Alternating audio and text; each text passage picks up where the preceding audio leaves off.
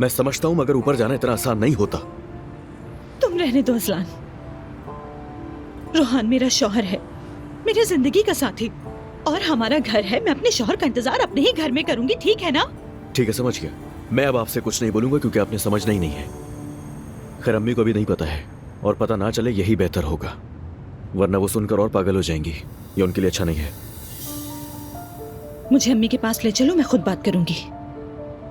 रोहान के घर वालों को पता है इस बारे में? मैंने उन्हें कॉल कर दी थी ताकि वो न्यूज में ना देखें ये सब। वो लोग आना चाहते थे यहाँ, मगर उससे मिल नहीं सकेंगे। मैं उन्हें सब कुछ बताती रहूंगी। ठीक है। हमने मिलकर फैसला किया है। वैसे भी ये रिश्ता नहीं चल रहा था। जवेरिया की कस्टडी मेरे पास रहेगी और वीकेंड्स पर अजलान के पास होगी। मतलब वो जब भी चाहे आकर जवेरिया से मिल सकता है। हमने कोई सख्त रूल्स नहीं रखे मिलने के लिए। और अजलान ने ये सब मान लिया है ना? बिल्कुल। हाँ, तो फिर उसके दिल से तुम मुकम्मल तौर पर निकल चुके हो।